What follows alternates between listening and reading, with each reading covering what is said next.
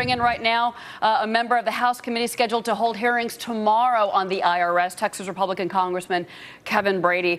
Congressman, thank you for being here. Certainly tomorrow's hearings are going to be closely followed by many.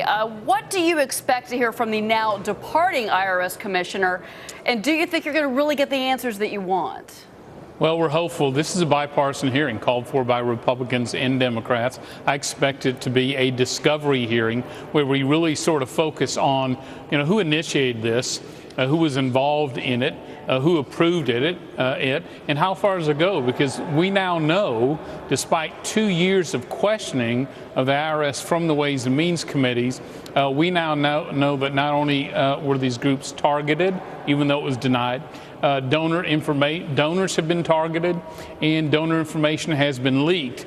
We suspect it goes much broader than that, but tomorrow is about really discovering more facts and more information. All right, Congressman, we're going to be hearing from several, you're going to be hearing tomorrow in particular from several groups, not only the former IRS commissioner, but a former head of the department from years ago, a Treasury official. As far as the Treasury goes, I mean, this is certainly something that Treasury Secretary Jack Lew has been very vocal about, and the president has been vocal about. Do you think, though, that the president has really said enough about the IRS issue? Do you think that the White House maybe has not been in front of all three issues of Benghazi, the AP, and, of course, the IRS? As they should have been?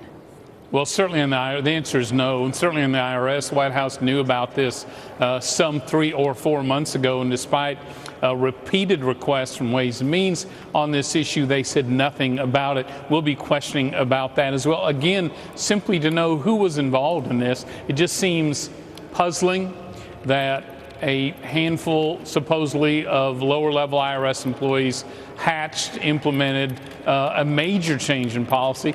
I don't think that's the case, but our point is, look, let this all lead to where it goes. We don't know how far it goes. At the end of the day, this is a violation of trust. I mean, the IRS frightens people, and the thought that they could use your personal financial information, tax information, and target you because of your political beliefs. That's why there's bipartisan requests to get to the truth. Well, let me ask you this. I mean, you talk about being bipartisan, the criticism of the White House. You're absolutely correct on that one. Robert Gibbs, the former press secretary to President Obama, came out and said that at this point, the president should, in his opinion, appoint a bipartisan commission of former IRS officials to look into this issue of targeting political organizations. Do you think that's something that should be done? And do you think the president should, frankly, apologize at this point?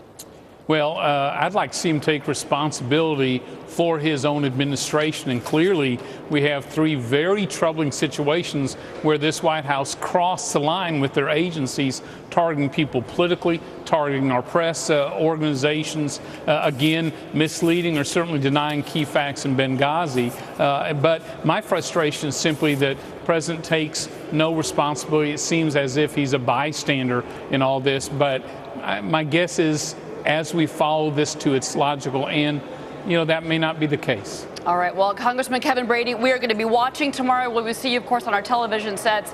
We're looking forward to that hearing with House and Ways. Congressman, thank you. Thank you, ma'am. You bet. So will the economy